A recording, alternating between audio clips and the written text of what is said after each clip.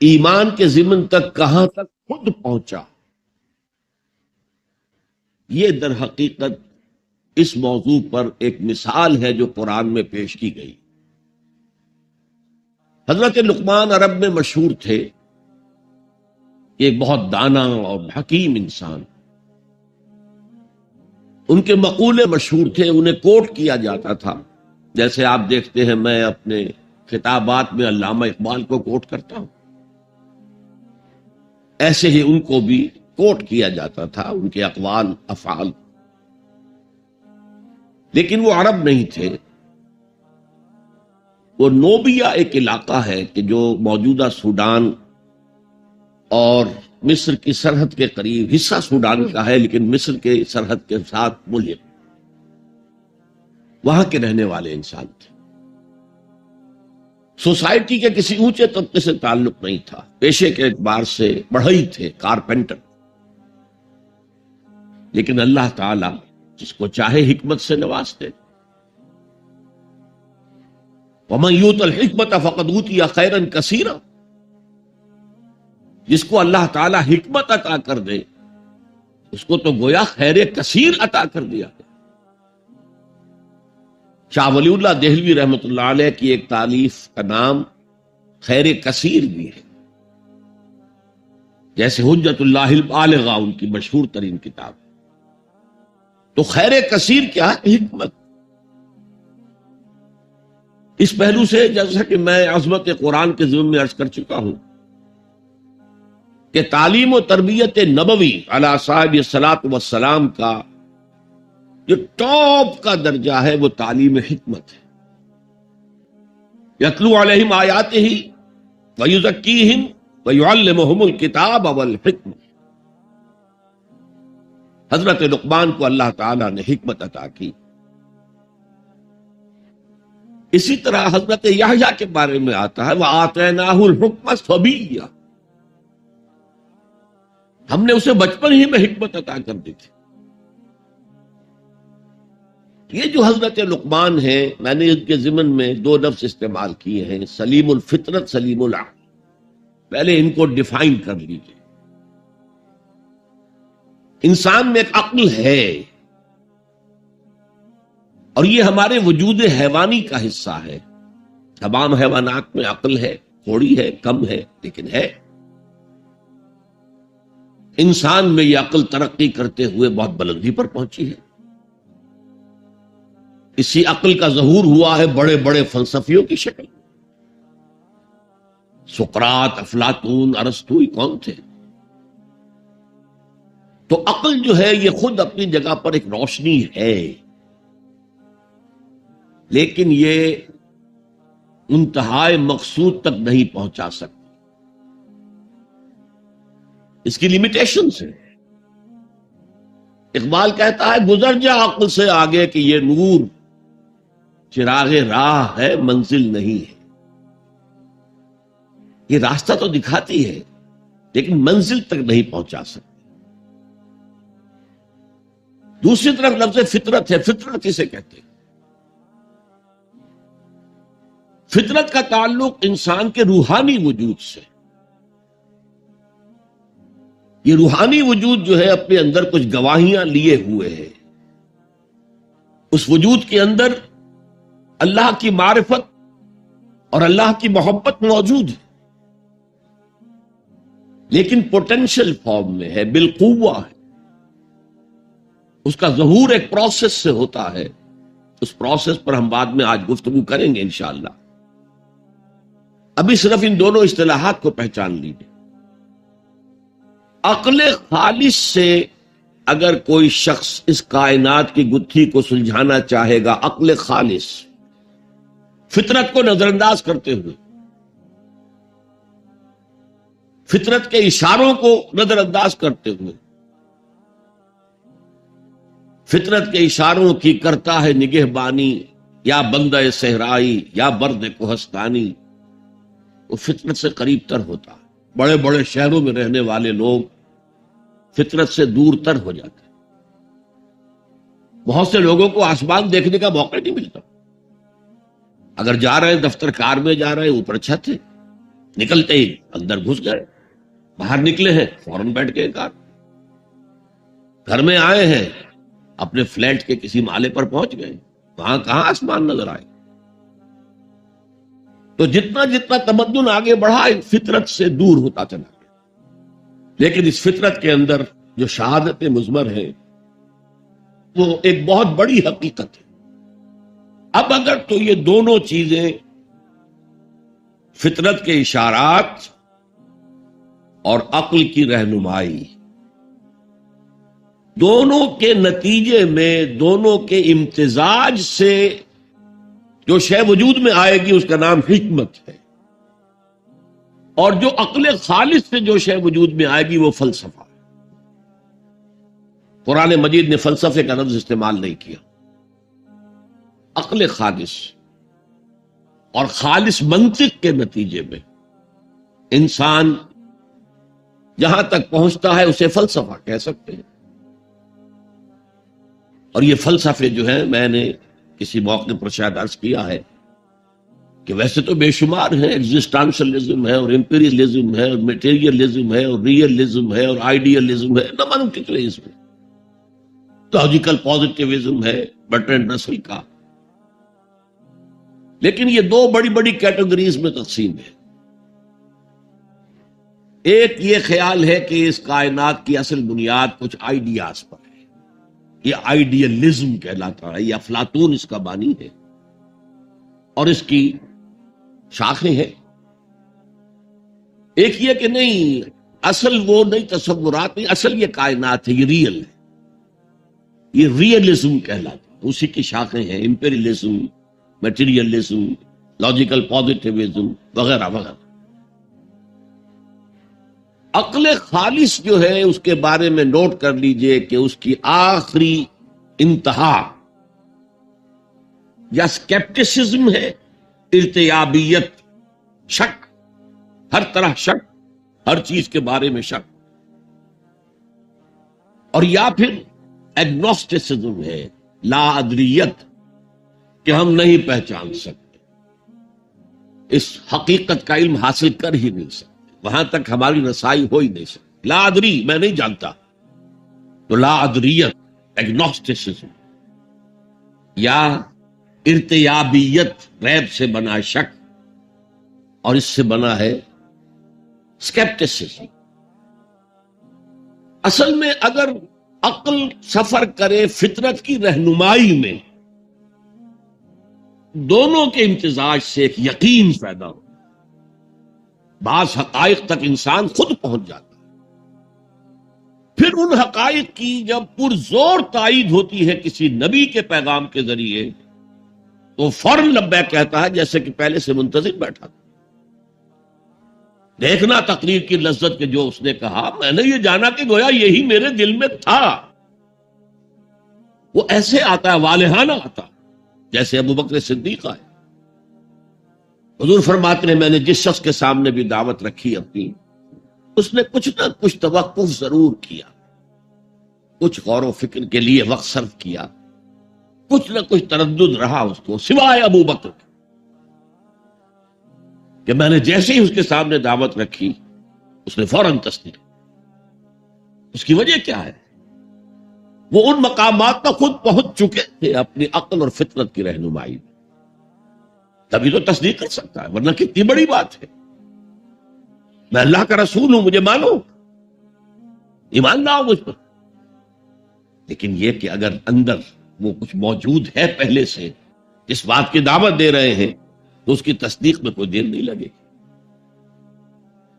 تو اس کی ایک کامل مثال، غور کیجئے کہ ایک شخص جو نہ نبی ہے نہ رسول ہے، اور اس کا اتنا مفصل ذکر ہو رہا ہے، 8 آیات پر مشتمل ایک رکوع مکمل، اور آپ کو معلوم ہے اس سورت کا نام بھی سورہ لقمان، کیونکہ ابھی میں نے رکوع کا لفظ استعمال کیا تو اس کی تعریف بھی آپ کے سامنے بیان کروں۔ حضور کے زمانے میں جو ہی اصطلاحات تھی، آیت سورت آیات سور، اس کے سوا ایک اور اصطلاح تھی حزب یا منزل۔ قرآن کی سورتوں کو 7 حصوں میں تقسیم کیا گیا تھا تاکہ روزانہ ایک حصہ کی تلاوت کر کے، جو رات کو ہوتی تھی بالعموم تہجد میں، انسان ایک ہفتے میں قرآن مجید ختم۔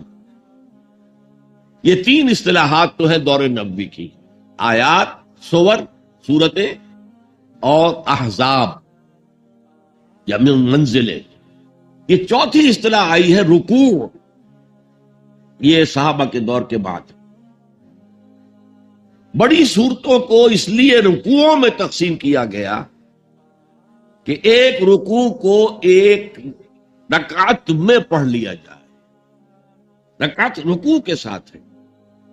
آپ کو معلوم ہے جسے جماعت میں رکوع مل گیا اس کی رکعت ہو گئی، اس کی رکعت جو ہے وہ پوری ہے۔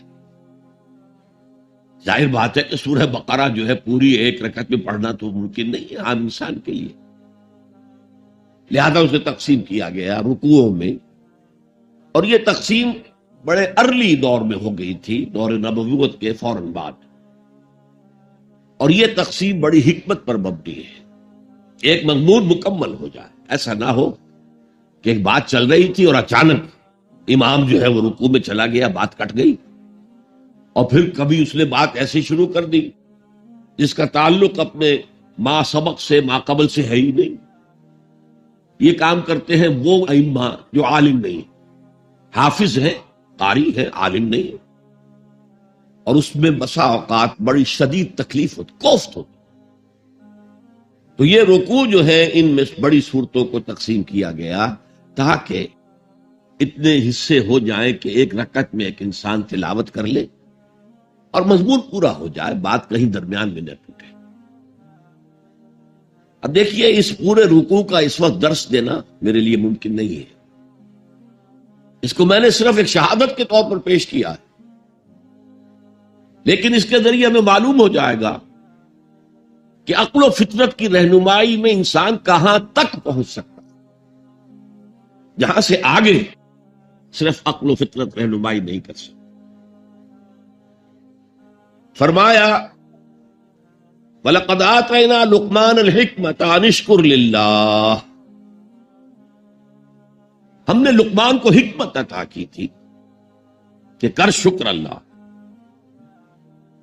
گویا کہ حکمت کا لازمی نیسیسری تقاضا، نتیجہ اللہ کا شکر۔ اب اس میں دیکھیے 2 چیزیں مل گئی، شکر اور اللہ کا شکر۔ کس کا شکر؟ ایک کا تعلق فطرت سے ہے، آپ کی فطرت کے اندر یہ شے مضمر ہے، انہیرنٹ ہے کہ اگر کوئی آپ کے ساتھ کوئی خیر کرے، بھلائی کرے، آپ کی کسی ضرورت کو پورا کرے تو اس کے لیے ایک جذبہ تشکر پیدا ہو، جذبہ امتنان قلب میں پیدا ہو، اور آپ اگر کلچرڈ انسان ہیں تو آپ پھر اسے زبان سے بھی ادا کریں گے، جناب آپ کا بہت شکریہ، آپ نے میری یہ ضرورت پوری کی۔ شکر فطرت انسانی کی صحت کی علامت ہے، جس کو میں نے کہا سلیم الفطرت، یہاں تک کہ یہ حیوانات میں موجود ہے۔ آپ کسی پیاسے جانور کے سامنے پانی کی بالٹی رکھ کے، اب وہ دیکھیے جب وہ اپنی پیاس بجھا کر نگاہیں اٹھا کر آپ کو دیکھے گا تو اس کی آنکھوں کے اندر جذبہ تشکر جو ہے جھلکتا ہوا صاف نظر آ جائے۔ تو فطرت کا تقاضا ہے، فطرت کی صحت کا تقاضا ہے کہ جذبہ تشکر موجود۔ عقل کا تقاضا یہ ہے کہ اس ہستی کو پہچانے جس کے لیے کہ یہ شکر ہے۔ سب سے پہلے آپ کو معلوم ہے جیسے کہ آگے چل کر آیا انشکر لی ولوالدیک، سب سے پہلا شکر جو انسان میں ہوتا ہے وہ اپنے والدین کے لیے ہوتا ہے۔ پالا پوسا، تکلیفیں اٹھائیں، اپنا پیٹ کاٹا اور ہمیں کھلایا، اپنی نیند جو ہے کھوئی، لیکن ہمارے اگر کوئی ہماری تکلیف لاحق تھی اس کا بداوا کرتے رہے۔ اس سے آگے انسان سوچتا رہا اس ہوا سے مجھے بہت فائدہ ہوتا ہے، یہ آگ میرے لیے بہت مفید ہے، سب سے بڑھ کر یہ سورج ہے۔ تو ان کے لیے بھی ایک جذبہ تشکر ابھرا، لیکن ایک شکر تو اس ہستی کا ہوتا ہے جس کو انسان خود بھی کوئی بدلہ دے سکے۔ ہل جزاء الاحسان الا الاحسان، والدین کے تشکر کا آپ حق ادا کر سکیں گے اگر بوڑھے والدین آپ کے پاس ہوں۔ اما یبلغن عندک الکبر احدہما او کلاہما فلا تقل لہما اف ولا تنہرہما وقل لہما قولا کریما واخفض لہما جناح الذل من الرحمۃ وقل رب ارحمہما کما ربیانی صغیرا۔ اور اگر تمہارے پاس تمہارے والدین میں سے کوئی ایک یا دونوں بڑھاپے کی عمر کو پہنچ ہی جائیں تو دیکھنا کبھی انہیں اف تک نہ کہنا، کبھی انہیں جھڑکنا نہیں، ان سے بات کرنا بہت ادب کے ساتھ، اور اپنے کندھوں کو جھکا کر رکھنا ان کے سامنے، سینہ تان کے بات کرنا۔ اور سب سے بڑھ کر یہ کہ اللہ سے دعا کرنا کہ اللہ میں ان کا حق ادا کرنے سے قاصر، تو ہی ان پر رحم فرما، میں تجھ سے رحم کی درخواست کر رہا ہوں، میری اس درخواست کو شرف قبول عطا کرتے ہوئے ان پر رحم فرما۔ یہ گویا کہ آخری ہے، وَقُلْ رَبِّ ارْحَمْهُمَا كَمَا رَبَّيَانِي صَغِيرًا۔ بار بڑھاپے میں خدمت کی ہے تو کچھ نہ کچھ تو حق ادا کیا ہے، لیکن اگر کسی ایسا شے کا معاملہ ہے، میں بہت زیادہ وقت نہیں دینا چاہتا اور درمیانی کڑیاں بھی بیان کرتا، سورج ہے اس کی ساری حرارت سے یہ سارا نظام چل رہا ہے، یہ بھی کہتے ہیں سورج ہی کا ٹوٹا ہوا ٹکڑا ہے یہ زمین، اسی سورج کی حرارت سے فصلیں پکتی ہیں، اسی سورج کا عمل تو ہے جو پانی کو بخارات بنا کر اٹھا رہا ہے سمندر سے، اسی سورج کے اتار چڑھاؤ سے ہواؤں کا نظام ہے، اسی سولر انرجی کو توارے درخت جو ہے جذب اور ان کی لکڑی کو جلا کر وہی سولر انرجی ان میں سے تم نکال لیتے ہو۔ گویا کہ انسانی زندگی کا جہاں تک انسان سوچ تک ہے وہ دار و مدار سورج پر ہے، لیکن سورج کا شکریہ کیسے ادا کریں، اس کے ساتھ کیا احسان کریں، کیا بھلائی کریں، کیا خدمت کریں؟ لیکن اگر نہ کیا جا سکے تو آدمی سر ٹیک دیتا ہے، تعظیم کرتا ہے، یہیں سے شکر بڑھ کر عبادت کی شکل اختیار کرتا ہے۔ اور آپ کو معلوم ہے پوری دنیا میں اللہ کے سوا سب سے زیادہ جس کو پوجا گیا ہے وہ سورج، لیکن عقل کی ایک چھلانگ اور ہے، صرف ایک چھلانگ۔ یہ سورج اور چاند تو ایک نظام میں جکڑے ہوئے معلوم ہوتے ہیں، ہر روز ایک ہی نظام سے معاملہ چل رہا ہے، کوئی اور ہے جس کے نظام میں یہ جکڑے ہوئے ہیں، یہ ایک چھلانگ ہے۔ یہی چھلانگ لگائی حضرت ابراہیم علیہ السلام نے، تارا ستارہ چاند سورج سب کی نفی کر کے، انی وجہت وجہی للذی فطر السماوات والارض حنیفا وما انا من المشرکین۔ یہ ہے عقل کا معاملہ، فطرت شکر کا جذبہ، عقل اس ہستی کو پہچان لینا کہ جو تمام ہماری نعمتوں کا عطا کرنے والا، انشکر للہ، شکر کر اللہ، وَمَن يَشْكُرْ فَإِنَّمَا يَشْكُرُ لِنَفْسِهِ، اور جو کوئی شکر کرتا ہے اللہ کا وہ اپنے ہی بھلے کو کرتا ہے۔ کیوں؟ اب اس کی شخصیت کے ارتقاء کے لیے، ترقی کے لیے، استحکام کے لیے ایک راک فاؤنڈیشن فراہم ہو گئی، اس کی شخصیت کا ارتقاء ہوگا، اس کی شخصیت بنے گی، اس کی خودی توانا ہوگی۔ ومن کفر، اب یہاں پہچانیے لفظ کفر کو، یہ شکر کے مقابلے میں آ رہا۔ ومن کفر، کفر کے معنی جو ہے اصل میں چھپا لینا ہے، کفارہ کسے کہتے ہیں؟ گناہ کا کفارہ ہے. قسم کھائی تھی توڑ رہا ہوں، کفارہ دے رہا ہوں. یا کہیں کہہ بیٹھا تھا اپنی بیوی کو تم میری ماں کی طرح ہو، اس کو کفارہ دینا. سورہ مجادلہ میں ذکر. تو ڈھانپ دینا یعنی فطرت سے ابھرنے والے اس جذبے کو روک دینا، جذبہ تشکر کو دبا دینا، یہ کفر ہے. اور اس کے ساتھ ایک لفظ جو بہت عام آتا ہے، الذین کفروا وکذبوا بآیاتنا. کفر تو خود اس نے کیا ہے، اس کے اندر فطرت جو تھی اس فطرت کو اس نے دبایا ہے. سیکنڈریلی جب رسول کی دعوت سامنے آئی ہے، آیات سامنے آئی، ان کا انکار کیا ہے، تکذیب کی. یہ دو چیزیں ایک نہیں ہے، ہم مانی نہیں ہے.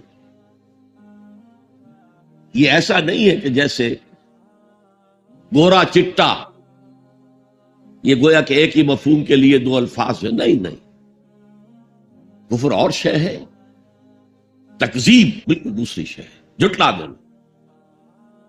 تو وَمَنْ كَفَرَ فَإِنَّ اللَّهَ غَنِيٌّ حَمِيدٌ. تو اللہ تعالیٰ تو غنی ہے، اسے کوئی احتیاج نہیں ہے کہ کوئی اس کی تعریف کرے نہ کرے، اس کا کوئی شکر ادا کرے نہ کرے. وہ حمید ہے، اپنی ذات میں خود ستودہ صفات ہے، خود محمود ہے، کوئی حمد کرے نہ کرے. البتہ حمد کے معنی یہاں سمجھ لیجئے، حمد شکر اور ثنا دونوں سے مل کر بنتا. الحمدللہ کل ثنا بھی اللہ کے لیے ہے اور کل شکر بھی. انشکر للہ ومن یشکر فانما یشکر لنفسہ ومن کفر فان اللہ غنی حمید. اسی کے ساتھ عقل قدم آگے بڑھتی ہے. وَإِذْ قَالَ لُقْمَانُ لِابْنِهِ وَهُوَ يَعِظُهُ يَا بُنَيَّ لَا تُشْرِكْ بِاللَّهِ. ذرا یاد کرو جب کہ کہا تھا لقمان نے اپنے بیٹے سے، اور وہ اسے واعظ کہہ رہے تھے، نصیحت کر رہے تھے. عام طور پر یہی خیال ہے کہ یہ انتقال کے وقت کی نصیحت اور وصیت تھی. اب ظاہر بات ہے کہ انسان اپنے انتقال کے وقت اپنے بیٹے کو وہی باتیں بتائے گا جو اہم ترین ہے اس کے نزدیک، اس کی زندگی کا حاصل ہے. دولت مند شخص اپنے دولت کا حساب بتائے گا، کہاں کہاں کس کس شکل میں ہے. حکیم انسان کے لیے اس کی حکمت ہی اس کا اصل خزانہ ہے، دولت ہے. تو اس حکمت کا خلاصہ اور لب لباب ہے جو حضرت لقمان منتقل کر رہے ہیں اپنے بیٹے کو. کسی کو اقبال نے کہا تھا کہ یہی ہے متاع فقیر، میرے قافلے میں لٹا دے اسے، لٹا دے ٹھکانے لگا دے اسے. میرے پاس جو حکمت ہے، جو بھی میں نے قرآن سے اخذ کی ہے حکمت، یہی کچھ ہے. ساقی متاع فقیر، اس اے ساقی متاع فقیر یہی کچھ ہے. میرے قافلے میں لٹا دے اسے، لٹا دے ٹھکانے لگا دے اسے. اب حضرت لقمان کیا کہہ رہے ہیں؟ پہلی وصیت، پہلی نصیحت، اللہ کے ساتھ شرک نہ کرنا. یہ بھی عقل کا تقاضا ہے. یہ پورا نظام کائنات کا اتنا مرکزیت لیے ہوئے ہے، اس کے اجزاء آپس میں اس طرح مربوط ہیں کہ یہاں کنٹرول کسی ایک ہی ہستی کا چل سکتا ہے، دو کا نہیں. دو کا ہوگا لفسدتا، اللہ کے سوا بھی کوئی الہ ہوتا تو کائنات میں فساد ہو جاتا. ایک کی مرضی یہ ہے، دوسرے کی یہ ہے. قرآن میں یہ بھی آیا ہے کہ پھر ہر جو الہ، ہر خالق اپنی شے لے کے علیحدہ ہو جائے گا.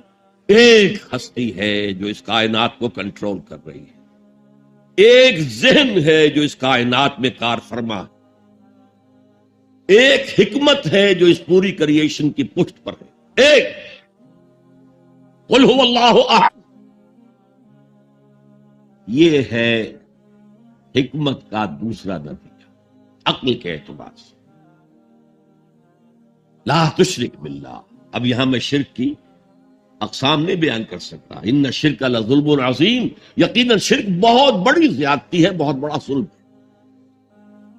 ظلم کسے کہتے ہیں؟ عربی میں اس کو کہتے ہیں وضع شیء فی غیر محلہ، کسی شے کو اس کے اصل مقام سے ہٹا دینا.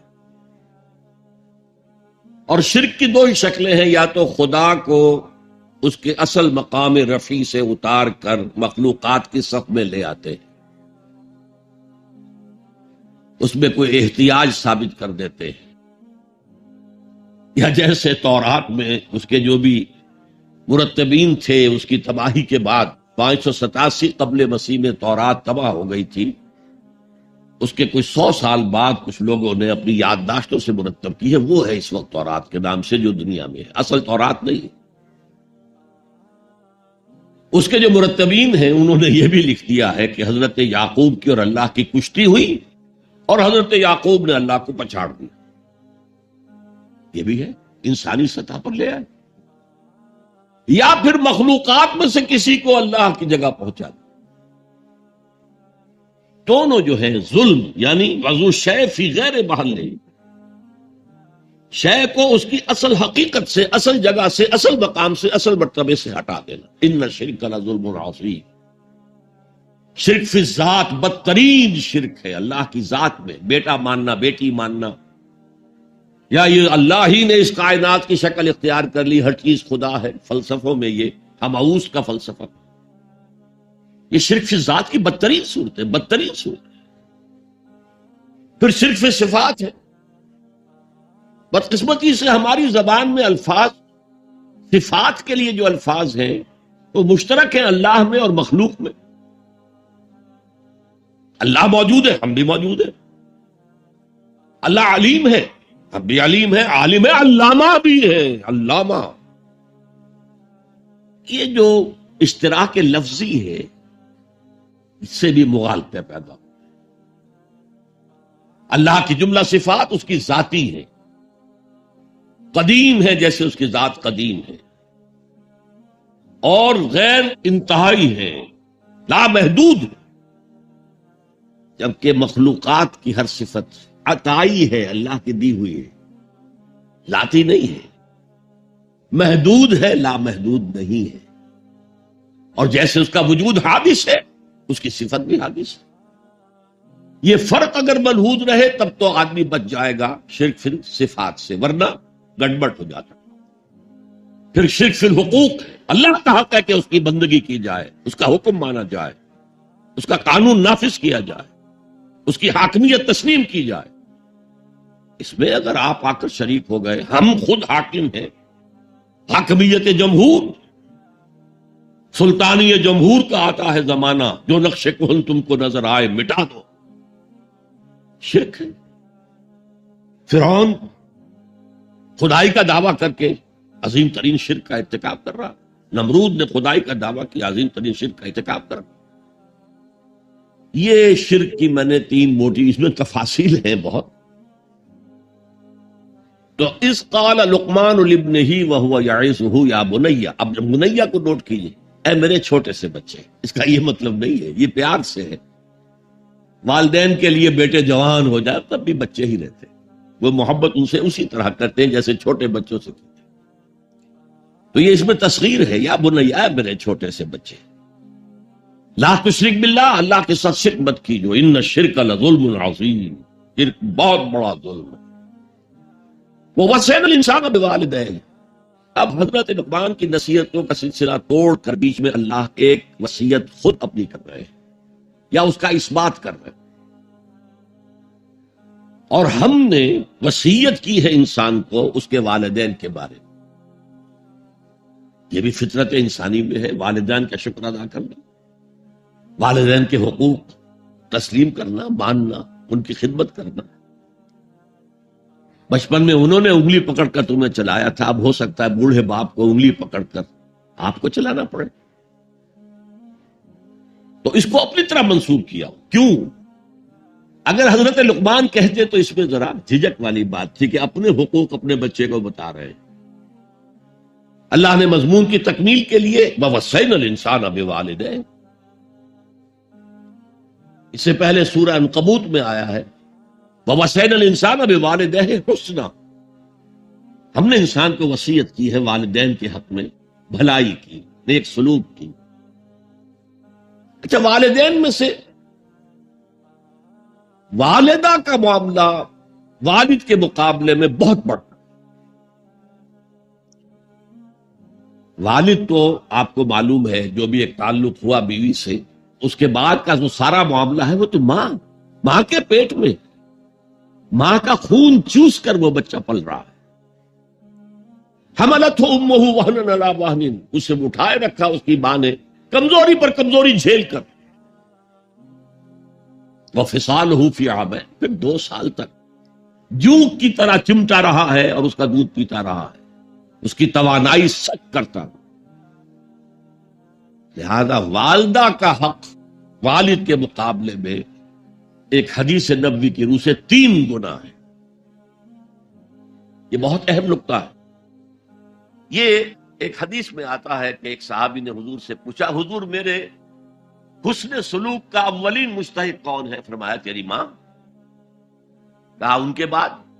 فرمایا تیری ماں۔ تیسری مرتبہ پوچھا، ان کے بعد؟ تیری ماں۔ چوتھی مرتبہ پوچھا تو کہا تیرا باپ۔ گویا کہ والدہ کا حق، اس کی خدمت، اس کے ساتھ نرمی، کہیں اس کے دل کو ٹھیس نہ پہنچا دینا، اس لیے کہ بڑا سخت قسم کا نفسیاتی معاملہ ہوتا ہے۔ آپ کو معلوم ہے جب بچے تھے ہم تو اپنے والدین کی محبت کا مرکز تھے، ان کی ساری محبت ہم پر مرکوز تھی، ہم بھی ان کی شفقت کو مانتے تھے، محبت کرتے تھے۔ ہماری شادی ہو گئی، اولاد ہو گئی تو ہمارا ایک نیا مرکز محبت وجود میں آ گیا۔ بیوی سے محبت ہے، اولاد سے محبت ہے، اب بوڑھے والدین کے اندر پیاس پیدا ہوئی محبت کی۔ یہی ہمارے ہاں ساس بہو کا جھگڑا جو ہے اس کی اصل بنیاد نفسیاتی یہ ہے کہ ان کے دلوں میں پیاس ہوتی ہے۔ اب اگر ان کی دلجوئی کی جائے، ان کو وقت دیا جائے، ان کے پاس بیٹھا جائے، ان کی باتیں سنی جائیں، تب تو ان کو کچھ نہ کچھ جو ہے تسکین ہوتی ہے، ورنہ ایک بڑا احساس محرومی شدید پیدا ہو جاتا ہے والدین کے۔ یہی وجہ ہے کہ صرف 2 چیزیں ہیں جن کا محض دیکھنا تعظیم اور محبت کے ساتھ موجب ثواب ہے، عبادت۔ خانہ کعبہ کو محض دیکھنا عبادت ہے، بیٹھ کر تعظیماً دیکھتے رہو، طواف بھی نہیں کر رہے، دیکھنا بھی عبادت۔ اور بوڑھے والدین کو محبت بھری نگاہ سے دیکھنا عبادت۔ اب یہاں دیکھیے اللہ تعالیٰ کو جیسے کہ کئی کسی جگہ پر فرمایا گیا ان اللہ لا یستحی من الحق، سورہ احزاب میں ہے کہ تمہارا طرز عمل نبی کے لیے تکلیف دیتا، لیکن نبی حیا کی وجہ سے تم سے کچھ کہہ نہیں سکتے۔ تو اللہ کو تو کوئی حیا جو ہے کسی حقیقت کو روک لینے پر آمادہ نہیں کر سکتی۔ تو یہاں اللہ صاف فرما رہا اشکر لی ولی والدین، پہلا شکر میرا ہے، خالق میں ہوں، والدین کے دل میں شفقت میں نے ڈالی ہے، مقبول شکر میرا ہوگا۔ ولی والدین، مخلوق میں سب سے زیادہ شکر والدین کے، اور یہ قرآن میں 5 جگہ آیا۔ وَقَضَىٰ رَبُّكَ أَلَّا تَعْبُدُوا إِلَّا إِيَّاهُ وَبِالْوَالِدَيْنِ إِحْسَانًا، سورہ بنی اسرائیل، سورہ بقرہ میں ہے، سورہ نساء میں ہے۔ ان اشکر لی ولوالدیک الی المصیر، لوٹنا تو میری طرف ہے، میں حساب لے لوں گا کہ تم نے میرا بھی شکر ادا کیا تھا یا نہیں، اور اپنے والدین کا بھی شکر ادا کیا تھا یا نہیں۔ اب دیکھیے 2 چیزیں آئیں، ایک شکر اللہ کا اور اس کا تقاضا شرک نہ ہو، ایک شکر والدین کا۔ اگر یہ دونوں چیزیں ٹکرا جائیں، کس قدر منطقی ربط ہے قرآن مجید کی آیات۔ والدین حکم دے رہے ہیں شرک کرو، کیا کریں؟ آپ کے علم میں ہوگا حضرت سعد ابن ابی وقاص رضی اللہ تعالی عنہ، 10 مبشرہ میں نوجوان تھے، ایز اے ٹین ایجر ایمان لائے ہیں حضور۔ باپ کو فوت ہوئے عرصہ ہو گیا تھا، ماں نے بڑی محبت سے، مال بہت چھوڑ گیا تھا باپ، ناز و نام میں پالا۔ اب سعد ایمان لے آئے حضور پر۔ والدہ نے کہا تم نے اپنے باپ کے دین کو چھوڑ دیا، میں جان دے دوں گی اگر تم اس سے واپس نہ آئے، اور اپنے مشرکانہ عقائد کو تم نے دوبارہ اختیار نہ کیا، مرن برت رکھ لیا۔ اب کیا بیت رہی ہوگی، کس قدر سلیم الفطرت نوجوان تھا سعد، جو نوجوانی میں حضور پر ایمان لایا. لیکن فطرت کے اندر جو چیز مضمر تھی، والدین کا ادب، اللہ جسے اپنی طرف منسوب کر رہا ہے وہ فطرت ہے. اب یہ ٹکرا رہے ہیں، کیا کریں؟ آیت نازل ہوئی، اور یہ آیت سورہ عنکبوت میں بھی ہے، جیسا کہ میں نے بیان کیا کہ نہیں، یہاں اگر وہ تمہیں مجبور کرے، جاہدا کا لفظ بھی یہاں پہ نوٹ کیجئے، اگر تم سے جہاد کرے. یہ جہاد صرف مسلمان نہیں کرتا، جہاد تو کافر بھی کرتا ہے، مشرک بھی کرتا ہے، لیکن جہاد ہے، مجبور کر رہے، پریس کر رہے کہ اپنے آبائی دین میں واپس آ جائے. مصعب بن عمیر کو برہنہ مادرزاد کر کے چچا نے نکال دیا. نہایت ناز و نام میں پلا ہوا ایک نوجوان. نہرو جی کے بارے میں کہا جاتا ہے ان کے کپڑے پیرس سے سل کر آتے تھے، ان کا 200 درہم کا جوڑا شام سے تیار ہو کر آتا تھا. باپ اتنی دولت چھوڑ گیا، اور جہاں سے مصعب گزر جاتا تھا تو خوشبو اتنی رچی بسی ہوتی تھی ان کے لباس میں کہ پوری گلی، پورا بازار مہک جا رہا ہے. لوگ ہاں مصعب جا رہا. جب ایمان لے آئے، چچا نے کہا دیکھو یہ ساری دولت تمہارے مشرک باپ کی ہے، اب نکل جاؤ گھر سے، تمہارا کوئی حق نہیں ہے. اٹھ کر چلنے لگے تو کہا یہ کپڑے جو تمہارے جسم پر ہیں وہ بھی اسی مشرک باپ کے، اتار دو. اتار. مادرزاد برہنہ ہو کر ماں کے پاس آئے، انہوں نے آنکھوں پر ہاتھ رکھے. مجھے کیا ہوا ہے؟ کہا ماں میں موحد ہو گیا. یہ ہے توحید. موحد اپنے آپ کو سمجھنا کچھ اور ہے. زندہ قوت تھی زمانے میں یہ توحید کبھی، اور اب کیا ہے؟ فقط ایک مسئلہ علم کلام. وَإِن جَاهَدَاكَ عَلَىٰ أَن تُشْرِكَ بِي مَا لَيْسَ لَكَ بِهِ عِلْمٌ فَلَا تُطِعْهُمَا. اچھا، یہ دو انداز آتے ہیں شرک کے بارے میں. ما لیس لک بہ علم، تمہارے پاس کوئی علم نہیں ہے ان ہستیوں کے بارے میں جن کے بارے میں کہا جاتا ہے کہ وہ خدا کی شریک ہے. عقل جو ہے یہ عقل انسانی تسلیم نہیں کرتی. ایک ہی ارادہ ہے، ایک ہی اسکیم ہے، ایک ہی حکمت ہے، ایک ہی پلان ہے جو پوری کائنات کو اپنے احاطے میں لیے ہوئے.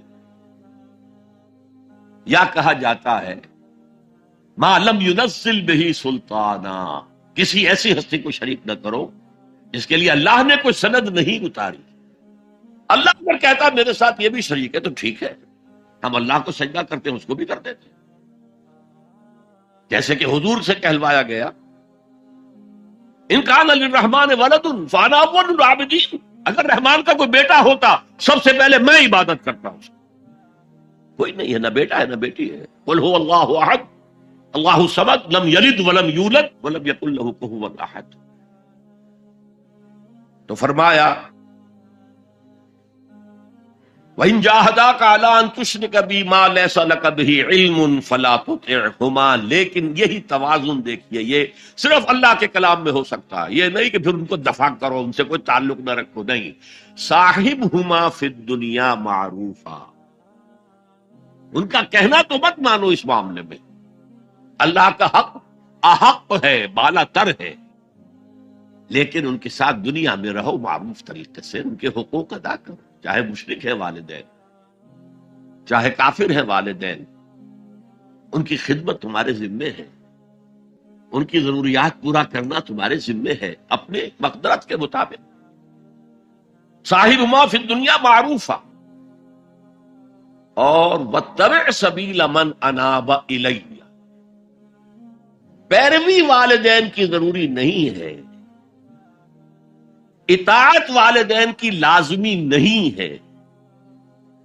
لا طاعت لمخلوق فی معصیت الخالق، کسی مخلوق کی اطاعت نہیں کی جا سکتی اگر اس سے خالق کی معصیت لازم آ رہی. تو والدین کے لیے بھی ہے، اطاعت مطلق نہیں ہے، پیروی ان کی ضروری نہیں ہے.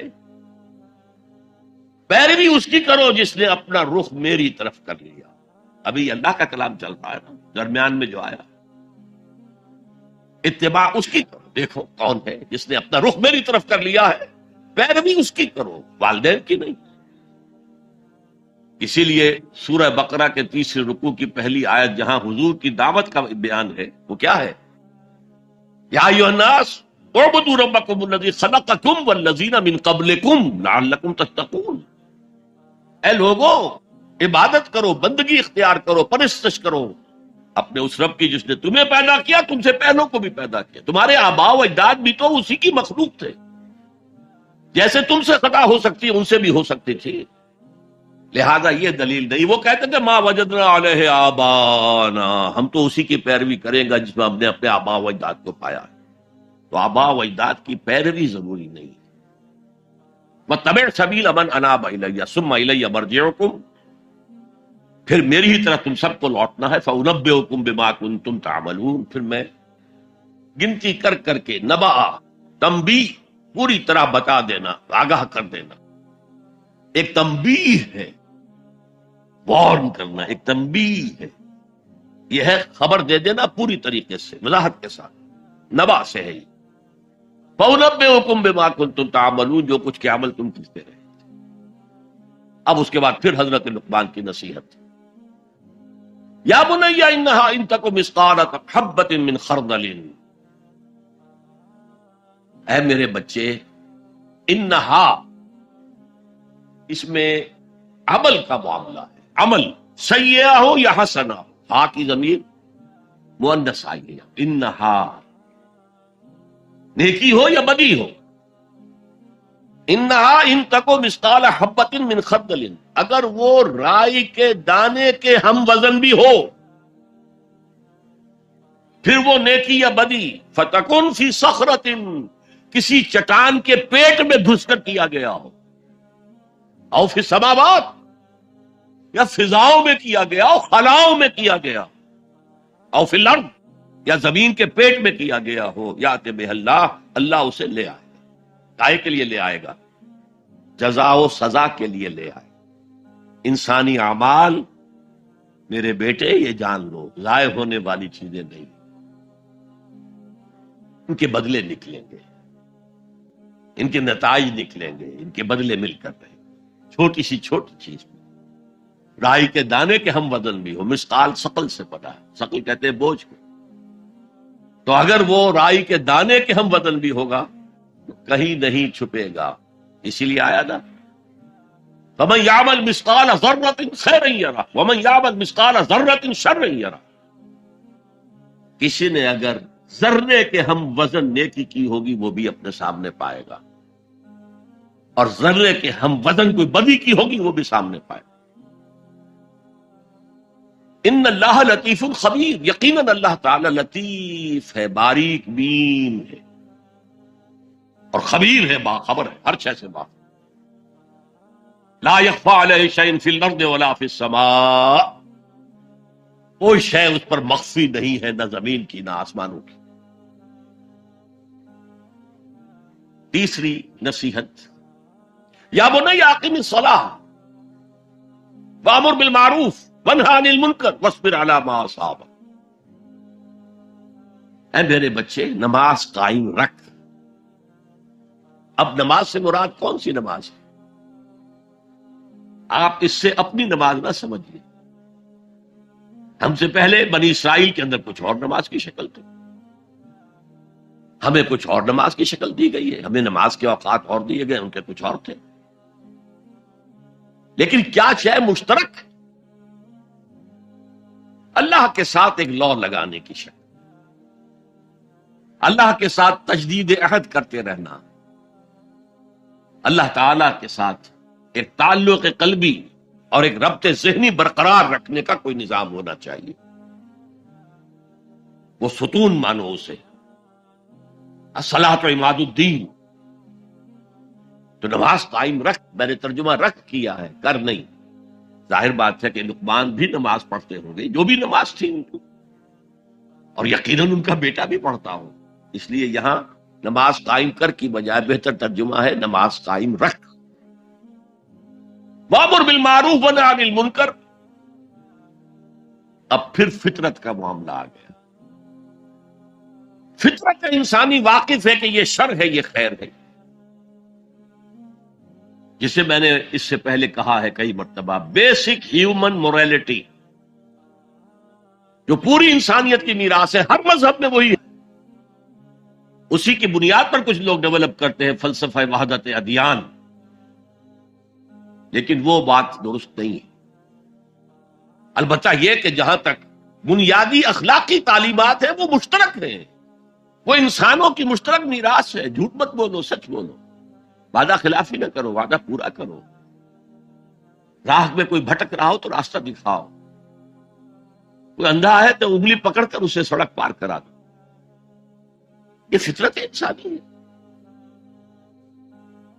اس پہلو سے معروف کا لفظ آیا، نیکی کا لفظ ہی نہیں آیا یہاں. جانی پہچانی شے، اذا ساعت کا سیئتک وحرت کا حسنتک فانت مومن. اگر تمہیں کوئی نیکی کا کام کر کے مسرت حاصل ہو، دل میں انشراح کہ اللہ نے مجھے توفیق دی، اور کوئی برا کام کر کے برا لگے یہ میں نے کیا کر دیا، نہیں کرنا چاہیے تھا، تو تم مومن. تو معروف شے ہے، جانی پہچانی چیز ہے نیکی، اور منکر ہے، فطرت انسانی اباع کرتی ہے برائی سے.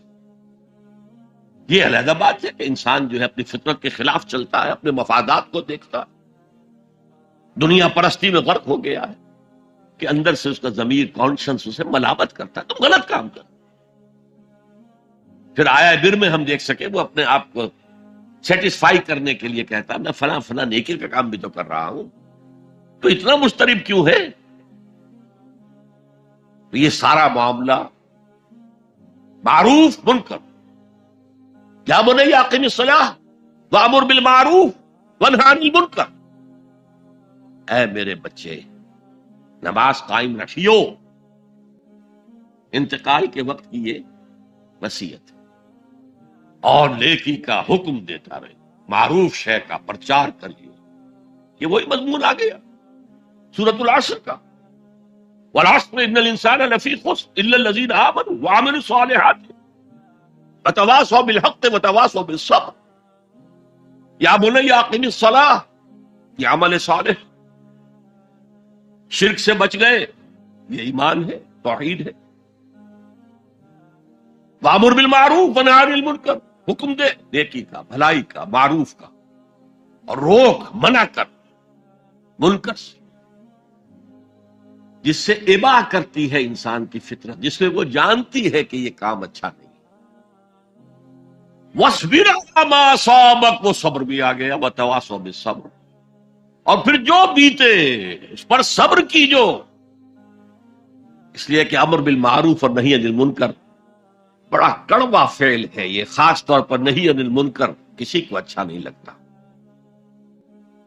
ریزنٹمنٹ ہوتی ہے. بچے بھی جیسا کہ میں عرض کر چکا ہوں، اگر آپ کہہ دیں بھئی یہاں مت کھیلو، یہ کھیلنے کی جگہ نہیں ہے، تو پھر اکثر و بیشتر اپنی عزت سلامت لے کر گھر جانا ممکن نہیں ہوگا. اور جو سب سے بڑا حق ہے، یہ زمین، یہ کائنات اللہ کی ہے، وہ اس کا حاکم ہے، اس کی حاکمیت نہیں کرو. تو جو خدا بنے بیٹھے ہوں اپنی حاکمیت کا سکہ چلا رہے ہیں، وہ برداشت کریں گے؟ یہ دیکھیے عیسائیت میں یہ تصور موجود ہے. آخر ہے تو حضرت عیسیٰ نبی تھے نا، اللہ کے رسول تھے. ان کی جو سورہ فاتحہ ہے، جیسے ہماری نماز کی کوئی رکعت نہیں ہو سکتی سورہ فاتحہ کے بغیر، اسی طرح لارڈز پریئر ہے ان کی جو سورہ فاتحہ کی جگہ ہے. اور اس میں یہ جملہ دائی kingdom come thy will be done on earth as it is in heaven. اے رب تیری حکومت آئے، تیری سلطنت آئے، جسے آسمانی بادشاہت بھی کہا گیا. اے رب تیری بادشاہی آئے، تhy kingdom come, thy will be done on earth، تیری مرضی زمین پر بھی اسی طرح پوری ہو as it is in heavens، جیسے آسمانوں میں پوری ہو رہی. پوری کائنات تو تیرے حکم کے آگے سر بسجود ہے. دنیا میں تیرے خلاف بغاوت ہو گئی، اے رب تیری حکومت یہاں بھی قائم ہو جائے، یہاں بھی تیری مرضی کے مطابق معاملات طے. اب اس میں ظاہر بات ہے ریزنٹمنٹ ہوگا، جو خدائی کا تخت جمائے بیٹھے ہوں، جن کے ویسٹڈ انٹرسٹ ہوں، جو اس معاشرے میں پریولیج کلاسز ہوں، وہ کبھی گوارا نہیں کریں گے.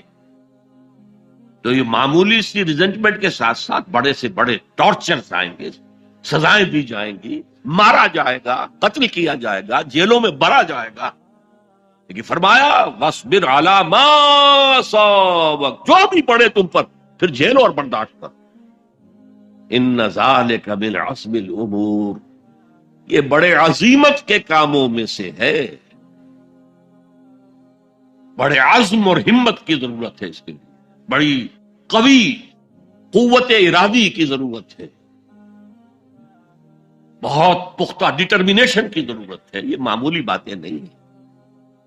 یا بنی اقم الصلاۃ وامر بالمعروف وانہی عن المنکر واصبر علی ما اصابک ان ذلک من عزم الامور. اب اس کے بعد دو چیزیں عام اخلاقیات میں سے، ولا تصعر خدک للناس، اپنے گال پھلا کر نہ رکھو لوگوں کے سامنے. اس لیے کہ جو شخص اس مقام پر پہنچ گیا ہے، اب اس پر شیطان کا حملہ ایک ہی ہو سکتا ہے، اور وہ یہ کہ تکبر پیدا ہو جائے. دوسرے انسانوں کو وہ حقارت سے دیکھے، یہ کن گندگیوں میں پڑے ہوئے ہیں، یہ نالی کے کیڑے ہیں.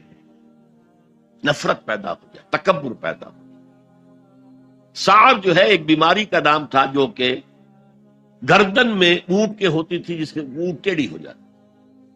تو یہ جسے آپ کہتے ہیں کج رخی، کج کلاہی، ٹوپی بھی کج رکھی ہوئی ہے، اور کوئی آپ سے بات کرتا ہے تو اس کی طرف منہ کر کے جواب نہیں دیتے، ایسے ہی جواب دے دیا. حضور کے بارے میں آتا ہے کہ کوئی بھی شخص اگر آپ سے بات کرتا تھا، آپ پورے اس کی طرف مڑ کر اس کی بات سنتے. یہ نہیں کہ بے اعتنائی کے ساتھ بس بات سننی نہیں. وَلَا تُصَعِّرْ خَدَّكَ لِلنَّاسِ وَلَا تَمْشِ فِي الْأَرْضِ مَرَحًا، اور زمین میں اترا کر نہ چلیو، اکڑ کر نہ چلیو. ان اللہ لا يحب كل مختال فخور، یقیناً اللہ کو بالکل پسند نہیں ہے. مختال بنا ہے خیل سے، اختیال. گھوڑے کی چال میں ایک تمکنت ہوتی ہے، وہ تمکنت آپ اپنی چال میں اختیار کریں گے تو وہ آپ کے غرور ذہنی کا انڈیکس ہو، اندر کا غرور ظاہر ہوگا کہ اس چال سے، گھوڑے کی تمکنت والی چال. رضا تمشی فی الارض مرحا ان اللہ لا یحب کل مختال فخور. فخر کرنے کا، علم پر فخر ہو رہا ہے، تقوی پر فخر ہو رہا ہے، مال پر فخر ہو رہا ہے، اپنے سوشل سٹیٹس پر فخر ہو رہا ہے، اللہ کو پسند نہیں. وقصر فی مشیک، اپنی چال میں میانہ روی اختیار کرو، نہ بہت تیز نہ بہت آہستہ. لیکن یہ اصل میں مراد ہے پوری زندگی میں ایک میانہ روی. اگر کوئی تنگی ہے تو بالکل ہاتھ کھینچنا، اگر کشادگی ہو گئی ہے تو اسراف اور تبذیر سے کام مت لو، میانہ روی اختیار کرو، درمیانی راستہ. اپنی چال میں، اپنی روش میں کہہ لیجیے، اپنی روش میں میانہ روی اختیار کرو. وغضض من صوتک، اور اپنی آواز کو پست رکھ. یہاں تھوڑی سی وضاحت ضروری ہے. حدیث ہمیں یہ ملتی ہے کہ حضور جب خطبہ دیتے تھے تو الفاظ علا صوتہ، آپ کی آواز بہت بلند ہو جاتی تھی. واحمرت عیناہ، آپ کی دونوں آنکھیں سرخ ہو جاتی تھی. آپ اس طرح خطبہ دیتے تھے جیسے کوئی سپہ سالار اپنی فوج کو لڑنے پر آمادہ کر رہا. لہذا یہ وقت وقت کی بات ہے. یہاں مراد کیا ہے؟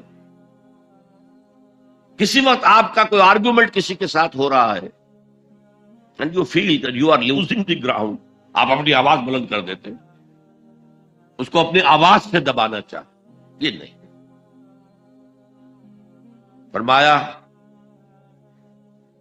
مقصد فی مشیک وغضض من صوتک ان انکر الاصوات لصوت الحمیر.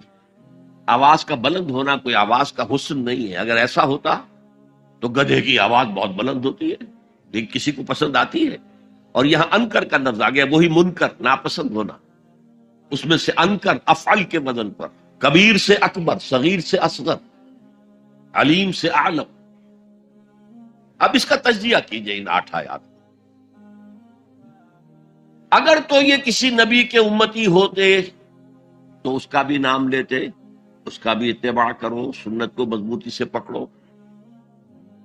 جیسے شیخ عبد القادر جیلانی کی وصایا ہے جو انہوں نے اپنے بیٹے کو کی, شاہ ولی اللہ دہلوی کی وصایا ہے. کسی نبی کے امتی ہوتے تو یہ کہتے, نبی ہوتے تو جو کتاب اتری ہوتی کہتے تمسک بالکتاب, دیکھنا مضبوطی سے پکڑے رکھنا کتاب. یا خذ الکتاب بقوہ وآتیناہ الحکم صبیا, کتاب کو مضبوطی سے تھا. اس کی کوئی یہاں تلقین نہیں ہے. اچھا, جزائے اعمال کے بارے میں تو کہا اعمال ضائع نہیں ہوں گے. انسانی اعمال نیکی کے ہوں بدی کے ہوں, ان کا نتیجہ نکل کر رہے گا. لیکن یوم قیامہ, آخرت, وزن اعمال, جنت, دوزخ, جو امور صرف نبی کے ذریعے معلوم ہو سکتے ہیں ان میں سے کسی ایک کا بھی ذکر نہیں. لہذا نہ وہ کسی نبی کے امتی تھے نہ خود نبی تھے. صرف فطرت, عقل سلیم, فطرت سلیمہ کی روشنی میں جہاں تک انسان پہنچ سکتا ہے اس کو یہاں بیان کر دیا. اب نوٹ کیجئے ایک نقطہ, سورہ فاتحہ جو ہماری نماز کا جزو لازم, اس میں یہی بات آپ کو ملے گی. ایسا شخص ہے جو پڑھ رہا ہے الحمدللہ, وہ کہہ رہا ہے حمد, الحمدللہ رب العالمین, کل شکر, کل ثنا اللہ کے لیے ہے جو تمام جہانوں کا رب ہے. الرحمن الرحیم, مالک یوم الدین, ایاک نعبد و ایاک نستعین. اب اہدنا الصراط المستقیم جو کہہ رہا ہے وہ کاہے کے لیے کہہ رہا ہے؟ یہ کس شخص کو ریپرزینٹ کیا جا رہا ہے؟ کون ہے یہ؟ کس کی دعا یہاں نقل کی جا رہی ہے؟ یہاں قل بھی نہیں ہے, ورنہ آخر میں قل اعوذ برب الفلق, قل اعوذ برب الناس, وقل رب زدنی علما, یہاں تو نہیں ہے. اور یہ پورے قرآن مجید کی ام الکتاب, الفاتحہ, الشافیہ, الکافیہ, ام الکتاب.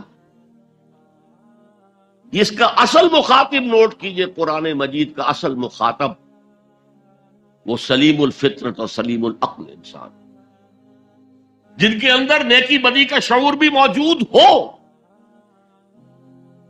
جو نیکی کی راہ پر چلنا چاہیں اور بدی سے بچنا چاہیں. وہ جو یہاں آیا,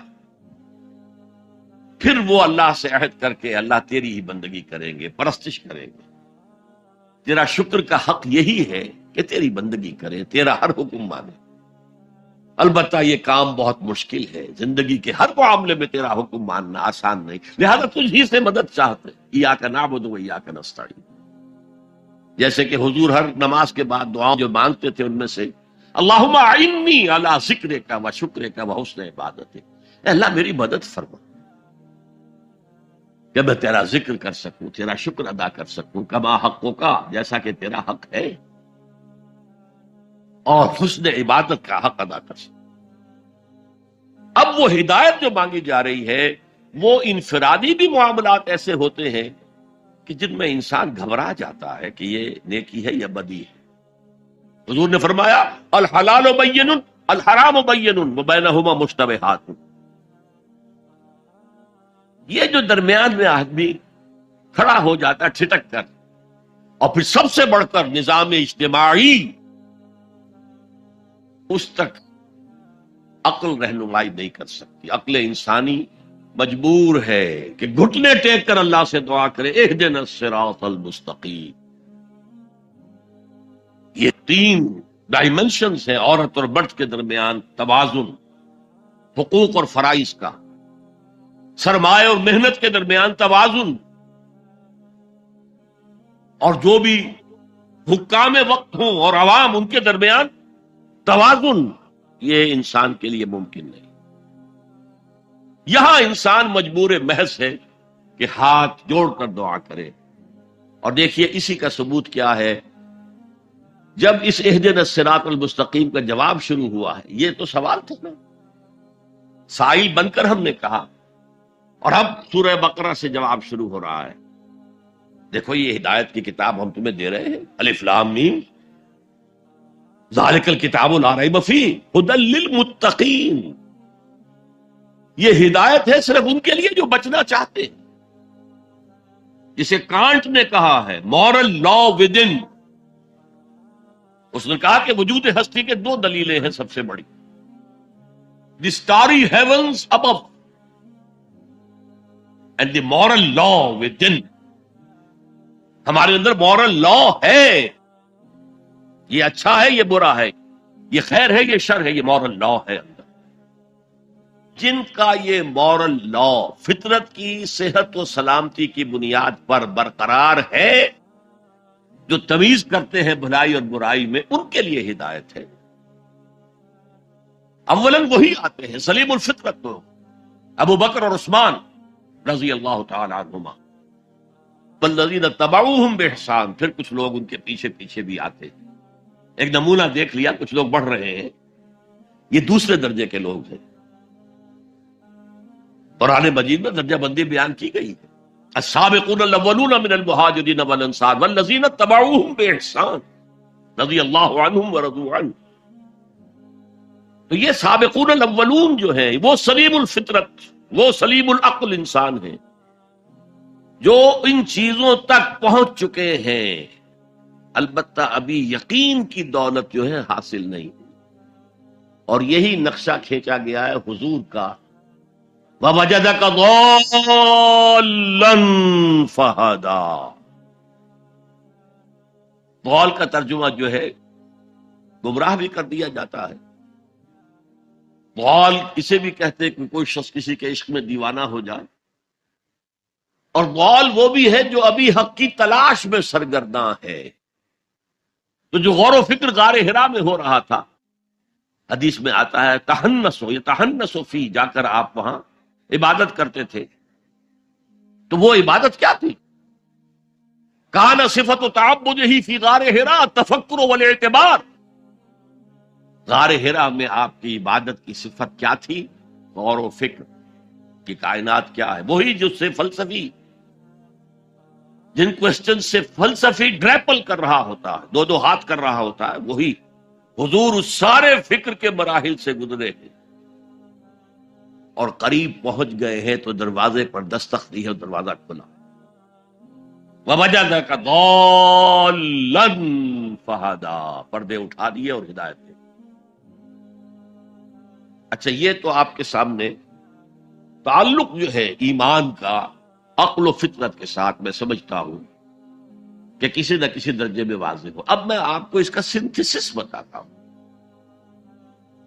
یہ عقل و فطرت جو ہے اللہ کو پہچاننا کلیتاً فطرت پر مبنی ہے. انسان کی فطرت میں، اس کی روح میں اللہ کی معرفت، اللہ کی محبت موجود ہے. اس پر ظہول کے پردے پڑ گئے ہیں، تم ادھر متوجہ ہی نہیں ہوتے. تم نے کبھی اپنے قلب کی گہرائیوں میں اتر کر دیکھا ہی نہیں. تم تو باہر کی دنیا میں مگن ہو، مادی دنیا میں لگے ہوئے. کچھ تو بقول شاہ ولی اللہ وہ حیوانیت کی سطح پر آ جاتے ہیں بیچارے. صبح سے شام تک کی کمر توڑ دینے والی محنت کے بعد بھی ان کی بنیادی ضرورتیں زندگی کی پوری نہیں ہوتی. وہ کیا کسی سے لو لگائیں گے، کیا خدا کو یاد کریں گے. کاد الفقر ان یکون کفرا، یہ فقر اور احتیاج اور مفلسی تو انسان کو کفر تک پہنچا دیتے. حضور کی حدیث. تو تم ادھر متوجہ ہو، ہماری طرف متوجہ نہیں ہوتے. حضرت ابراہیم کا قول کیا تھا؟ انی وجہت وجہی للذی فطر السماوات والارض حنیفا وما انا من المشرکین. اور یہ نماز کا افتتاح بھی ہے. انی وجہت وجہیا، میں نے اپنا رخ سیدھا کر لیا ہے اللہ کی طرف، حنیف یکسو ہو کر، دائیں بائیں کوئی میری توجہ نہیں جا رہی۔ یہ ہے در حقیقت اس عبادت کا تقاضا، جو کہ شکر کا لازمی نتیجہ۔ اب اس کا سنتھیسس دیکھیے، میں نے کہا کہ سب سے پہلے ایمان باللہ وہ کلیتاً فطرت پر ہے، اسی لیے کانٹ نے یہ ثابت کیا، ایک کریٹیک آف پیور ریزن، اس کی کتاب جس نے ہنگامہ پیدا کر دیا تھا پورے یورپ میں۔ اس وقت تک کرسچینٹی ڈومیننٹ تھی اور مذہب ایک اہم عنصر تھا انسانی زندگی کا۔ اس نے کہا اللہ کے وجود کے لیے جتنے منطقی دلیلیں دی گئی ہیں سب غلط ہیں، میں سب کو کاٹ کر دکھاتا ہوں۔ جیسے ہم کہتے ہیں لوہے کو لوہا کاٹتا ہے، منطق نے منطق کو کاٹ دیا۔ There is no logical reason to prove the existence of God. A critique of pure reason، میں نے کہا تھا پیور ریزن، عقل خالص جو فطرت سے رہنمائی نہیں لے رہی۔ وہ فلسفہ جو ہے اس کی منزل کیا ہے، ایگنوسٹسزم یا اسکیپٹسزم، لاادریت یا ارتیابیت۔ پھر اس نے ایک کتاب لکھی بعد میں، کریٹیک آف پریکٹیکل ریزن۔ اس نے کہا کہ عملی طور پر انسان اخلاق حسنہ اختیار کر ہی نہیں سکتا جب تک کہ خدا کو نہ مانے۔ یہ نیسیسٹی ہے انسان کو کہ مانے۔ علامہ اقبال نے اس کو تسلیم کیا ہے، کانٹ کے اس دعوے کو۔ وہ ان کی کتاب ہے reconstruction of religious thought in Islam, کہ کوئی منطقی دلیل خدا کے وجود کو ثابت نہیں کر سکتی۔ متکلمین نے کوششیں کی ہیں، لیکن دلیل کو کاٹ دیتی ہے، منطق کا توڑ کر دیتی ہے۔ وہ صرف قرآن نے لفظ آیت استعمال کیا جو میں نے بیان کیا تھا۔ اس کائنات میں ہر شے اللہ کی نشانی ہے۔ جیسے آپ کو اپنے کسی دوست کی دی ہوئی کوئی شے دیکھتے ہی دوست یاد آ جاتا، ایسے ہی آفاق و انفس میں اللہ کی نشانیاں، تمہارے اندر بھی اللہ کی نشانیاں ہیں۔ ذرا توجہ تو کرو، آفاق کو دیکھو، کھول آنکھ، فلک دیکھ، زمین دیکھ، فضا دیکھ۔ افلا ينظرون الى الابل كيف خلقت والى السماء كيف رفعت والى الجبال كيف نصبت والى الارض كيف سطحت فذكر انما انت مذکر۔ کیا یہ دیکھتے نہیں، غور نہیں کرتے اونٹ کو کیسے پیدا کیا گیا، کتنا اپنے ماحول کے ساتھ مناسبت رکھتا ہے، 7 دن نہ کچھ کھانے کو ملے نہ پینے کے ملے، اسے کوئی پرواہ نہیں۔ اس صحرا لقدق صحرا کا جہاز، وہ دیکھتے نہیں آسمان کیسے بلند کر دیا گیا، دیکھتے نہیں پہاڑ کیسے گاڑ دیے گئے، دیکھتے نہیں زمین کیسے پھیلا دی گئی۔ نبی آپ یاد دہانی کرائیے، یہ نشانیوں کی طرف متوجہ کر دیجئے، آپ سوائے یاد دہانی کرانے والے کے اور کچھ نہیں ہے۔ آپ کے ہاتھ میں اختیار نہیں ہے کہ آپ اللہ کو منوا لیں، یہ تو تمہارے اندر سے فطرت سے ابھر کر گواہی آئے گی۔ اب دیکھیے اس کے لیے آیت، جسے میں یہ قرآن مجید کی طویل آیات میں سے، جیسے آیت البر ہم نے پڑھی تھی، ان فی خلق السماوات والارض واختلاف اللیل والنہار والفلک التي تجری فی البحر بما ينفع الناس وما انزل اللہ من السماء من ماء فاحیا به الارض من بعد موتها وبث فیہا من کل دابۃ وتصریف الریاح والسحاب المسخر بین السماء والارض لآیات لقوم یعقلون۔ یقیناً آسمان اور زمین کی تخلیق میں، رات اور دن کے الٹ پھیر میں، اس کشتی یا جہاز میں کہ جو ایسا سامان لے کر چل رہی ہوتی ہے جو لوگوں کو نفع پہنچاتی ہے، اور وہ جو اللہ نے آسمان میں سے پانی اتارا اور اس سے زمین کو اس کی موت کے بعد زندہ کر دیا اور زمین میں پھیلا دیے ہر طرح کے جاندار، اور یہ ہواؤں کا چلنا اور یہ بادل جو مسخر ہے زمین و آسمان کے مابین، ان میں سے ہر ایک نشانی ہے، پہچانو۔ کیا مطلب؟ تم نے کسی مصور کی تصویر دیکھی، تعریف تصویر کی کرتے ہو یا مصور کی کرتے ہو؟ مصور کا کمال ہے، تصویر میں کیا ہے؟ ہاں وہ اپنے منہ سے بول رہی ہے، اپنی زبان حال سے اپنے بنانے اپنے مصور کی تعریف کر رہی ہے۔ تو کائنات کا ذرہ ذرہ اللہ تعالیٰ کی نشانیوں پر ہے۔ شیخ سعدی نے کہا، بڑا پیارا شعر ہے، برگ درختان سبز در نظر ہوشیار، ہر ورق دفترست از معرفت کردگار۔ یہ جو سبز درختوں کے پتے ہیں، ایک نگاہ ہوشیار جو کہ ان کی حقیقت کو پہچان سکے، اس کے نزدیک ہر پتا معرفت کردگار کا ایک بہت بڑا دفتر۔ اور آج ہمیں معلوم ہے ہر پتا ایک فیکٹری ہے، فوٹو سنتھسس کا عمل اس میں ہو رہا ہے، سورج کی انرجی کو جذب کیا جا رہا ہے۔ برگ درختان سبز در نظر ہوشیار، ہر ورق دفترست از معرفت کردگار۔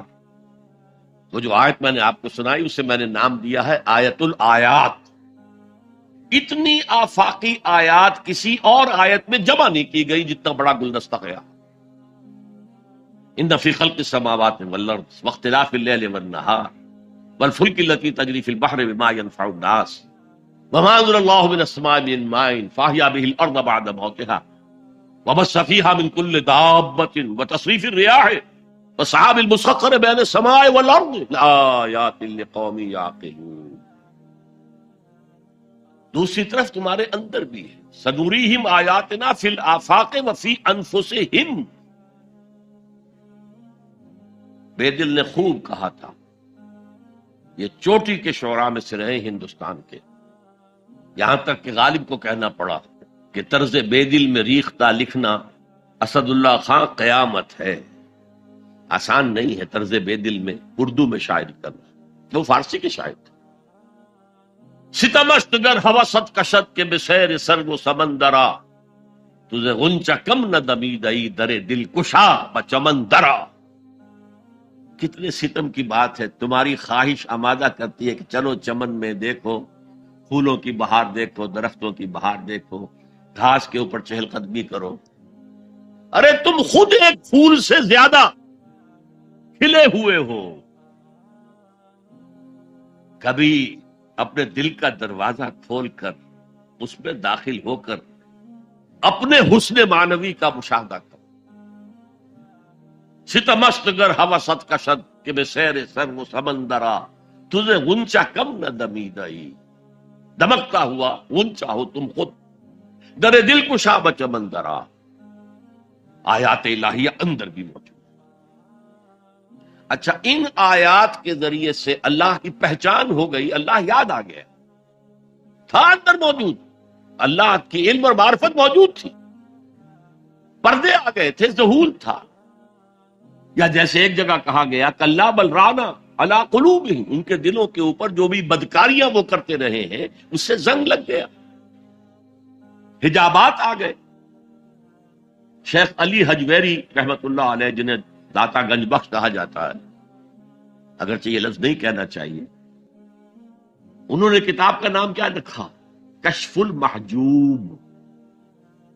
جو پردے میں آیا ہوا ہے، اوٹ میں آیا ہوا ہے، اسے کھولنا۔ تم اوٹ میں ہو، تمہارے اندر موجود ہے اللہ کی معرفت۔ البتہ اس کا ایک نتیجہ یہ نکلنا چاہیے، اب تمہارے لیے محبوب ترین ہستی اللہ ہو جائے۔ چنانچہ اس کی اگلی آیت جو ہے اس پورے تصور کو، وَمِنَ النَّاسِ مَن يَتَّخِذُ مِن دُونِ اللَّهِ أَندَادًا يُحِبُّونَهُمْ كَحُبِّ اللَّهِ۔ لوگوں میں وہ بھی ہیں جو اللہ کے سوا کوئی مد مقابل گھڑ لیتے ہیں، پکڑ لیتے ہیں، اور ان سے وہ محبت کرنے لگتے ہیں جو اللہ سے کرنی چاہیے۔ اپنے نفسی کو معبود بنایا ہوا، دولت کو معبود بنایا ہوا، دولت پرست، سرپرست، نفس پرست، وطن کو معبود بنا لیا ہے، وطن پرست، قوم کو معبود بنا لیا ہے، قوم پرست، بہت چھلانگ لگائی تو انسان پرست یا انسان دوست، ہیومنزم، اور اس کو پوج رہے ہیں، اس کے لیے بھاگ دوڑ کر رہے ہیں۔ ومن الناس من يتخذ من دون الله اندادا يحبونهم كحب الله والذين آمنوا اشد حبا لله، جو اللہ کو مان لیتے ہیں اور پہچان لیتے ہیں ان کی شدید ترین محبت اللہ کے ساتھ ہے۔ یہ پہلا ہے ایمانیات کے ضمن میں، فطرت کی بنیاد پر اللہ کا پہچاننا، عقل کی بنیاد پر پہچاننا وہ ہر شے پر قادر ہے، ہر شے کا جاننے والا ہے، اس کی حکمت کامل ہے، اس کائنات کو دیکھو اور پہچانو، اس کی قوت میں کہیں کوئی کمی نظر آتی ہے، اس کی حکمت میں کوئی کمی نظر آتی ہے، کوئی شے تم کر سکتے ہو پوائنٹ آؤٹ کہ یہ کام یوں نہ ہوتا، یوں ہوتا تو بہتر ہوتا، یہ عقل پھر پہچانتی ہے۔ لیکن اس کی ایگزسٹنس کے لیے یہ صرف ہماری اندرونی شہادت ہے۔ اب آگے چلیے، اس سے اگلا قدم ہے ایمان بالآخرہ۔ عجیب بات ہے یہ کہ یہ جو میں نے آیت الآیات آپ کو سنائی، یہ سورہ بقرہ کے 20ویں رکوع کی پہلی آیت ہے۔ دوسری آیت وہ ہے وَمِنَ النَّاسِ مَن يَتَّخِذُ مِن دُونِ اللَّهِ أَندَادًا يُحِبُّونَهُم كَحُبِّ اللَّهِ وَالَّذِينَ آمَنُوا أَشَدُّ حُبًّا لِلَّهِ۔ سورہ آل عمران سورہ بقرہ کا جوڑا ہے، اس کے بھی 20ویں رکوع کی آیت یہی ہے، لیکن مختصر، طویل تو آ چکی ہے بات وہاں، اب یہاں وہ مختصر ان فی خلق السماوات والارض واختلاف اللیل والنہار لآیات لأولی الالباب، یقیناً آسمان اور زمین کی تخلیق میں اور رات اور دن کے الٹ پھیر میں نشانیاں ہیں اولو الالباب، عقل مندوں کے لیے۔ لب کہتے ہیں کسی چیز کا اصل مغز، لب لباب، ہماری پوری گفتگو کا لب لباب یہ، تو انسان کے لیے عقل سب سے بڑی شے ہے۔ ہمارے حیوانی وجود کی سب سے اونچی شے کیا ہے؟ عقل ہے۔ تو وہاں کہا تھا لآیات لقوم یعقلون، یہاں کہا لآیات لأولی الالباب، they are equal۔ القرآن یفسر بعضہ بعضا۔ اگلی آیت دیکھیے، اگلا قدم، اللہ کو پہچاننے کے بعد اس کو یاد رکھو، مستحضر رکھو، اور حقیقت زندگی، حقیقت انسان، اس کی الجھی ہوئی ڈور کو سلجھانے کی کوشش کرو، مزید تفکر کرو، غور کرو آسمانوں اور زمین کی تخلیق۔ الذین یذکرون اللہ قیاما وقعودا وعلی جنوبہم ویتفکرون فی خلق السماوات والارض ربنا ما خلقت ھذا باطلا۔ یہ عقل ہے۔ وہ لوگ جو اللہ کو یاد رکھتے ہیں، بیٹھے ہوئے بھی، کھڑے ہوئے بھی، لیٹے ہوئے بھی، ہر حال، اسی کو کہتے ہیں ذکر کثیر، فاذکروا اللہ کثیرا لعلکم تفلحون۔ اللہ ذہن میں رہے، موجود رہے، مزید اس گتھی کو سلجھاؤ، کیونکہ تمہارے ڈور کا سرا ہاتھ میں آ گیا۔ الجھی ہوئی ڈور کا سرا ہاتھ میں نہ آئے تو وہ سلجھے گی نہیں، ایک سرا ہاتھ میں آ گیا تو اب آپ اس کو سلجھا لیں۔ وہ پہلا سرا ہاتھ میں آ گیا، اللہ۔ اب اس اللہ کو ذہن میں مستحضر رکھتے ہوئے یتفکرون فی خلق السماوات والارض، آسمانوں اور زمین کی تخلیق میں وہ تفکر کرتے ہیں، غور کرتے ہیں، اور سوچ بچار کرتے ہیں، گہرائی میں اترتے ہیں، تو ایک حقیقت ان پر منکشف ہوتی ہے، ربنا ما خلقت ھذا باطلا سبحانک فقنا عذاب النار۔ اے اللہ، تو نے یہ سب کچھ بیکار اور بے مقصد پیدا نہیں کیا، ہر شے میں حکمت ہے، ہر شے با مقصد ہے۔ سبحانک، تو پاک ہے اس سے کہ کوئی بے مقصد شے پیدا کرے یا کوئی بے مقصد کام کرے۔ بے مقصد کام کرنے والوں کو آپ کہیں گے پاگل ہے۔ ربنا ما خلقت ھذا باطلا، ایک اور جگہ آیا ہے عبسا،